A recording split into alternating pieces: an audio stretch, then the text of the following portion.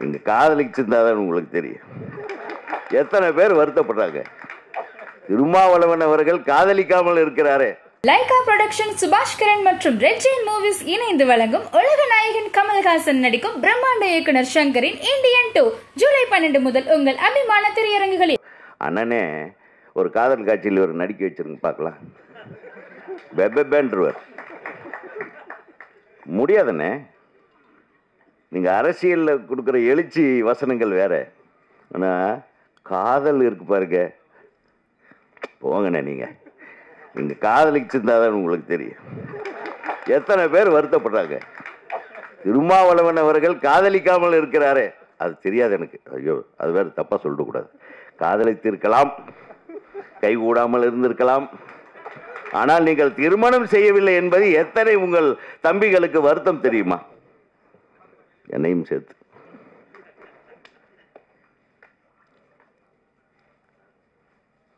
அது ஒரு உணர்வுண்ணே. அதை மிஸ் பண்ணிட்டீங்களோன்னு எனக்கு நான் பர்சனலாக ஃபீல் பண்ணுறேன். சாரி, மேடையில் பேசிருக்கக்கூடாதுன்னு. பட் இருந்தாலும் ஓகே. ஒரு அன்பு தலைவனிடம் நான் ஒரு தம்பி கேட்குறேன்.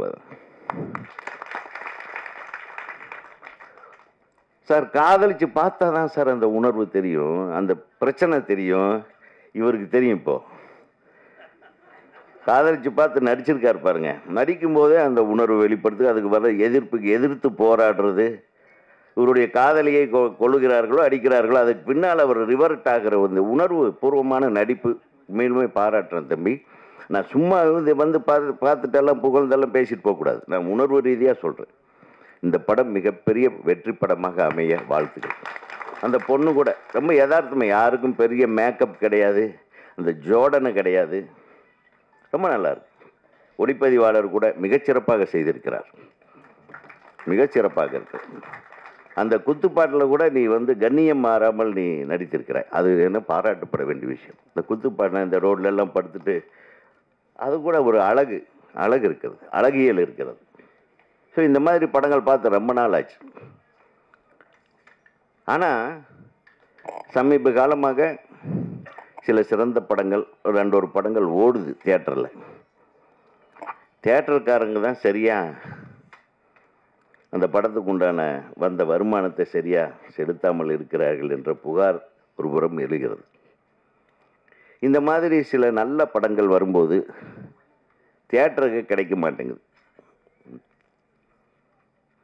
கேட்டால் பெரிய பெரிய தியேட்டர்கள்லாம், காம்ப்ளெக்ஸ் எல்லாம், மல்டிப்ளெக்ஸ் எல்லாம் பெரிய படங்களுக்காக அப்போவே புக் பண்ணி வச்சுறாங்க.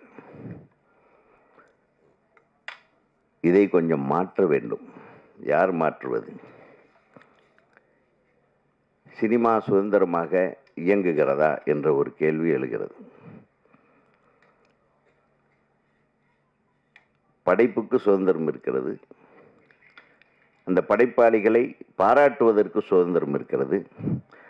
அந்த படைப்புகள் சென்று சேருவதற்கு சுதந்திரம் இருக்கிறதா என்பதை சற்றே சிந்தித்து பார்க்க வேண்டும். நான் ஏன் இது பேசுகிறேன்னா, இந்த மேடையில் அண்ணன் திருமாவளவன் அவர்கள் இதை கொஞ்சம் மனதில் வைத்து கொண்டு, நீங்கள் அரசாங்கத்தோடு நெருக்கமாக இருக்கின்ற காரணத்தினால் இந்த மாதிரியான படைப்பாற்றல் மிக்க இளம் இயக்குநர்களாகட்டும், நடிகர்களாகட்டும், அவர்களுடைய வாழ்க்கை வளம் பெறுவதற்காகவும், நல்ல விஷயங்கள் மக்களை சென்று சேர வேண்டும் என்பதற்காகவும், எத்தனை இது சும்மா ஒரு 5 லட்சம் 10 லட்சத்தில் எடுத்துட முடியாது. இந்த படம் கொஞ்சபட்சம் ஒரு 2-2.5 கோடி செலவு பண்ணியிருப்பாங்க. இந்த படத்தை எப்படி எடுக்கிறது? இருக்கிற தியேட்டர்கள் எல்லாம் இப்போல்லாம் கல்யாண மண்டபம் ஆகிட்டாங்க பெருசாக, பெரிய அளவில். அதில் பெரிய வருமானம் வருதுன்ட்டு மல்டிப்ளெக்ஸ் எல்லாம் பெரிய ஃபாரின் படங்கள், அப்புறம் இப்போ பேன் இந்தியா படங்கள்னு ஒரு இது வருது இல்லையா, பெரிய பெரிய நடிகர்கள் படங்களுக்காக அவங்க வச்சிடறாங்க. கலெக்ஷனே வரமாட்டேங்குது. இன்னொரு இடம் வந்து நமக்கு கலெக்ஷன் வந்துட்டு இருந்தது, சேட்டலைட் ரைட்ஸு, அதுவும் கிடைக்க மாட்டேங்குது. இப்போ யாரும் வாங்குறதில்லை. சேட்டலைட்டு எந்த தொலைக்காட்சியும் வாங்குவதில்லை. அப்புறம் இந்த ஓடிடி என்பது வந்தது. அதுவும் வந்து இதே மாதிரி ஒரு டாமினேஷன். பெரிய நடிகர்கள் படங்கள் மட்டும் வாங்கினாங்க. இப்போ அதுவும் வாங்கிறதில்லை. இப்போ தியேட்டரை மட்டுமே நம்பிதான் அனைத்து சிறு முதலீட்டு தயாரிப்பாளர்கள் படம் எடுக்கிறார்கள். அவர்களை எப்படி பாதுகாப்பது? அரசாங்கத்திடம் நீங்கள் பேசி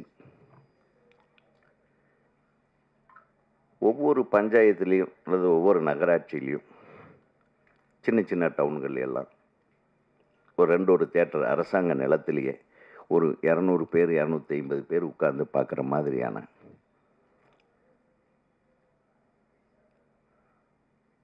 திரையரங்குகள் ஒவ்வொரு பஞ்சாயத்துகளிலும் அது வந்ததுன்னா இந்த மாதிரி திரைப்படங்கள் யாருக்கு போய் சேரணுமோ அவங்களுக்கு போய் சேரும் என்பதை நான் உங்களிடம் அன்போடு கேட்கிறேன். இது சினிமாக்காரங்க பெரிய பெரிய தலைகள் எல்லாம் பேச மாட்டேன்றாங்க.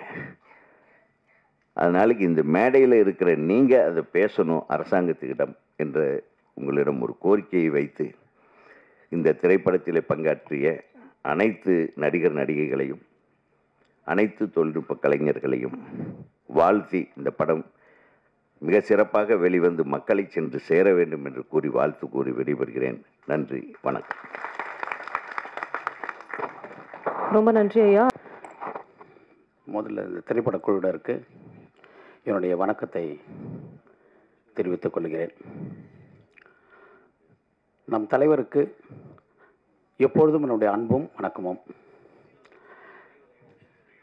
ஏன்னா இன்றைக்கி இருக்கிற இந்திய சூழலில் இது ஒரு முக்கியமான அரசியல் படம் அப்படின்னு நான் நம்புகிறேன். ஏன்னா ஒரு ஜனநாயகத்தை பற்றி பேச வேண்டிய தேவை இந்தியாவுக்கு வந்து மிகப்பெரிய நெருக்கடியாக மாறியிருக்கும் பொழுது தொடர்ந்து ஜனநாயகத்தை பற்றியான உரையாடல்களை நிகழ்த்த வேண்டிய தேவை தொடர்ந்து இருந்து கொண்டிருக்கிறது. அதனுடைய கலைஞர்களுடைய பங்கு என்பது மிக முக்கியமானது. அந்த அடிப்படையில் இந்த படம் மிக முக்கியமான படம் என்று நான் நம்புகிறேன். அந்த அடிப்படையில் தான் தலைவர் இங்கு வந்திருக்கிறார் என்பதில் நம்மளுக்கு மாற்று கருத்து இருக்க முடியாது.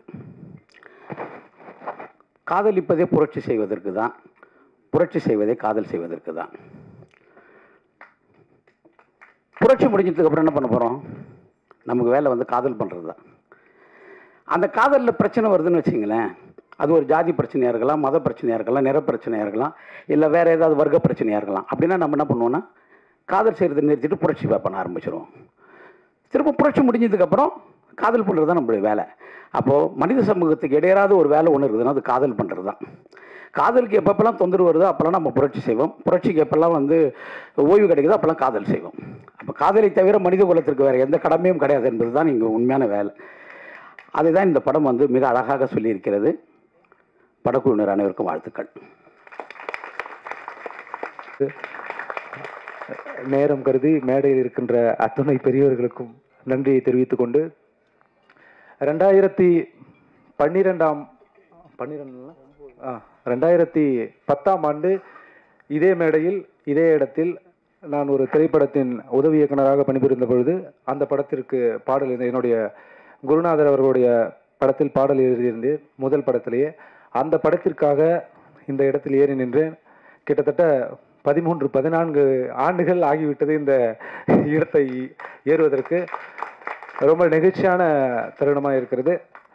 வெளியில் பேட்டி கொடுக்குறப்ப ப்ரெஸ் எல்லாமே கேட்டுகிட்டே இருந்தாங்க, நீங்களே மியூசிக் பண்ணிட்டீங்க, நீங்களே பாட்டு எழுதிட்டீங்க, நீங்களே நடிச்சிட்டீங்க, நீங்களே ப்ரொடக்ஷன் பண்ணிட்டீங்க அப்படின்னு சொன்னாங்க. தப்பாக நினச்சிக்க வேணாம். படம் பண்ணுறதுக்கு காசு இல்லை, பல ப்ரொடியூசர்கிட்ட தேடிட்டோம். கிட்டத்தட்ட ஒரு 100-150 ப்ரொடியூசர்கிட்ட இருக்கிற எல்லா பெரிய ப்ரொடக்ஷன்ட்டையும் கதை சொல்லிட்டோம். யாரும் வந்து நீங்கள் யாருக்கிட்ட ஒர்க் பண்ணீங்க. என்னுடைய குருநாதர் வந்து சின்ன படங்கள் தான் பண்ணிகிட்டு இருந்தார். கிட்டத்தட்ட ஒரு 6-7 படங்கள் பண்ணிட்டாரு. கால சூழலால் அது தவிர்த்து போயிட்டுருக்கு. அவரோட எல்லா படங்களையும் நான் பணியாற்றிருக்கிறேன். கிட்டத்தட்ட தமிழ்லேயே ஒரு 9 படங்களுக்கு இணை இயக்குனராக, துணை இயக்குனராக, உதவி இயக்குனராக பணியாற்றிருக்கிறேன். கன்னட படத்தில் ஒரு 5-6 படங்கள் இணை இயக்குனராக, துணை இயக்குனராக பணியாற்றிருக்கேன். தெலுங்கில் ஒர்க் பண்ணியிருக்கேன். இசை அப்படி ஏன்னு கேட்டாங்க, நான் பேசிக்காகவே தமிழ்நாடு அரசு இசைக்கல்லூரி அடையாறில் வந்து 5 ஆண்டுகள் வந்து இசை பட்டயப்படிப்பு படித்த மாணவர் நான். அது இசை பட்டயப்படிப்பு படிக்கிறப்பவே 2008 காலேஜில் சேர்றப்போ 2009 அசிஸ்டன்ட் டைரக்டராக சேர்ந்தேன். மியூசிக் காலேஜ் நான் முடிக்கிறப்போ கிட்டத்தட்ட 5 படத்துக்கு கோடைரக்டர் ஆகிட்டேன் நான். ஸோ அதனால தான் அது பேலன்ஸ்டாகவே வந்துருச்சு. தப்பாக நினச்சிக்க வேணாம். இந்த நிகழ்ச்சிக்கு வந்தமைக்காக மீண்டும் ஒரு முறை நன்றியை தெரிவித்துக் கொண்டு, இந்த திரைப்படத்தில் பல சிரமங்கள் இருந்தது. இந்த திரைப்படம் ஆரம்பிக்க காரணமாக இருந்த நன்றி ஒரு 2 நிமிஷம் சொல்லிடுறேன். இந்த திரைப்படம் உருவாகலாம், எப்படி பண்ணலாம் அப்படின்றப்போ ஒரு கதை கருவை வந்து நாங்கள் ஒரு யூடியூப் சேனல் வச்சுட்ருக்கோம், கருப்பழகன்னு சொல்லிட்டு. அந்த யூடியூப் சேனலில் வந்து கிட்டத்தட்ட ஒரு 30 இண்டிபெண்டன்ட் ஆல்பம்ஸ் வந்து பண்ணிகிட்ருக்கோம். அது பண்ணி பண்ணி பண்ணி போர் ஆகிடுச்சிச்சு எங்களுக்கு. என்னோட தொடர்ந்து இண்டிபெண்டன்ட் ஆல்பம் பண்ணிகிட்டே இருக்குமே சொல்லிட்டு வேறு ஏதாவது புதுசாக ட்ரை பண்ணலாமா அப்படின்னு சொல்கிறப்போ எங்களுடைய யூடியூபோட ஸ்பான்சர்ஸ்லாம் இருக்காங்க. ஸோ அவங்கக்கிட்ட அந்த கதையை சொல்கிறப்போ தீபி ட்ரீம் ஃபேக்ட்ரி அவங்க வந்து திரு பார்த்தசாரதி ஜெயஸ்ரீ பார்த்தசாரதி அவங்கள்ட்ட சொல்கிறப்போ அப்ரோச் பண்ணுங்கன்னு சொன்னாங்க. அப்புறம் அது எக்ஸ்பிளண்ட்டாக படமாக மாறுறப்போ கொஞ்சம் பேலன்ஸ் பண்ண முடியாத சில நண்பர்கள் உதவியோட செம்பியன் மாதேவி டேக்கப் ஆச்சு. திரு V2 மியூசிக் CEO அவங்க அரவிந்த் அவர்கள் வந்து இந்த படத்துக்கு வந்து பேக்கப்பா உங்களுக்கு என்னென்ன தேவை அதெல்லாம் வந்து நான் சோர்ஸ் பண்ணி தரேன் அப்படின்னு சொல்லிட்டு சூப்பராக பண்ணி கொடுத்து இவ்வளோ தூரம் கொண்டு வந்தாங்க. நாங்களே உண்மையாக நினைக்கல பிரசாத் லேபில் வந்து ஆடியோ லஞ்ச்லாம் நடக்கும், இந்த படம் இவ்வளோ தூரம் வருமானு நினைக்கல. காட் கிரேஸ் ஏதோ நடந்துருச்சு. இதில் இணைந்து நடித்து நாங்கள் கொடுத்த பேமெண்ட்டுக்கு நடித்த அண்ணன் மணிமாறன் அவர்களுக்கு மிக நன்றியை தெரிவித்துக் கொள்கிறோம். ரொம்ப பிஸி ஷெடியூலில் இருந்தார். ஜெய்பீம் மெசக்குட்டி ஜெய்பீம் படம் வந்து செம்ம பீக்கு, கால்ஷீட்டே இல்லை. அவர்கிட்ட நான் ஃபோன் பண்ணி கேட்டேன். அதுக்கு முன்னாடி எங்கள் ஆல்பத்தில் அவர் ஒன்று நடிச்சிருந்தார். தலைவா ஒரு படம் ஒன்று பண்ணிகிட்ருக்கோம், நீங்கள் வரீங்களா அப்படின்னு கேட்டோம். எத்தனை நாள் டேட் வேணும்னா அப்படின்னாரு. டேட்லாம் கிடையாது, நைட்டு பஸ்ஸு பிடிச்சி கள்ளக்குறிச்சிக்கு வந்துருக்கேன், காலைல உங்களுக்கு ஷூட்டிங் இல்லை. உடனே கிளம்பி வந்துட்டாப்புல. அதற்காக மசக்குட்டி அவர்களுக்கு நன்றி. பல சூழல்களில் வந்து கள்ளக்குறிச்சி உங்களுக்கு தெரியும் எவ்வளோ பெரிய இஷ்யூஸ் போயிட்டு இருந்தது. முழுக்க இந்த படம் வந்து அங்கே உருவான படம் தான். நாங்கள் படம் எடுத்துகிட்டு இருக்கப்போ இந்த பிரச்சனை அங்கே போயிட்டு இருந்துச்சு.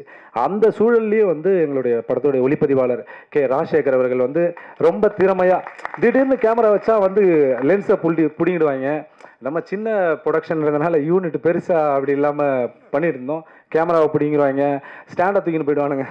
அப்படி ஒரு பிரச்சனை இல்லை. அது எல்லாத்தையுமே சால்வ் பண்ணி ஒரு 3-4 அசிஸ்டன்ஸ் மட்டும் வந்து பண்ணி கொடுத்தாரு. அவர்களுக்கும் நன்றி. படத்தொகுப்பாளர் திரு ராஜேந்திர சோழன் அவர்கள் படத்தை நாங்கள் எப்படி எடுத்துகிட்டு வந்து கொடுத்துட்டோம். கேட்பாரு, என்னங்க இந்த இடத்துல லைட் லீக் ஆகுது, இந்த இடத்துல என்னங்க எப்படி ஆகுதுன்னு. அதெல்லாம் தெரியுங்க, தெரிஞ்சால் பண்ண மாட்டோமா, பண்ணி கொடுங்க அப்படின்னு பேசி பண்ணி கொடுத்தாரு. ரொம்ப அழகாக சூப்பராக பண்ணி கொடுத்தாரு. அதுக்காக நன்றி. இந்த படத்துக்கு வந்து இவ்வளோ பெரிய பாடல்கள் வந்துச்சுன்னா அதுக்கு வந்து அந்த V2 மியூசிக் CEO திரு அரவிந்த் சார் அவர்களே வந்து அந்த ஏனோடி நீங்கள் பாட்டு கேட்டிருப்பீங்க, அந்த பாட்டு ரொம்ப அற்புதமாக எழுதி கொடுத்தாரு. அப்புறம் ஒரு எங்கே போனது, அன்பே பேசுறேன்னு சொல்லிட்டு 3 சாங் சார் சூப்பராக எழுதி கொடுத்துருந்தாரு. திரு வா கருப்பன் நீண்ட கால நண்பர், கிட்டத்தட்ட 10-15 ஆண்டுகளாக திரைப்பட பாடலாசிரியர் இருக்காரு. ஒரு 50 பாடல்கள் திரைப்படத்தில் எழுதியிருக்காரு. ஏனோ சூழல் வெற்றி கிடைக்கல. செம்பியன் மாதேவி மிகப்பெரிய வெற்றி அவருக்கு தருண் இந்த நேரத்தில் சொல்லிக்கிறோம். அவருக்கும் இந்த நேரத்தில் நன்றியை தெரிவித்துக் கொள்கிறோம். திரு ரெஜினா அவர்கள் செகண்ட் ஹீரோயினாக பண்ணி கொடுத்தாங்க. தேங்க்யூ மேடம், உங்களோட பிஸி ஷெடியூலில் வந்து பண்ணி கொடுத்ததுக்கு நன்றி. திரு குமரேசன் அவர்களும் நன்றி, நல்லா பண்ணி கொடுத்தாங்க, அவர்களுக்கும் நன்றி. நடன இயக்குனர் திரு சக்தி அவர்களும் சூப்பராக பண்ணி கொடுத்தாங்க, அவர்களுக்கு நன்றி. என்னுடைய அண்ணா ஒரு 2 நிமிடம் என்னுடைய உதவி இயக்குநர்களுக்கு மட்டும் ஒரு மரியாதை செய்யணும்னு நினைக்கிறேன். ஒரு 2 நிமிடம்.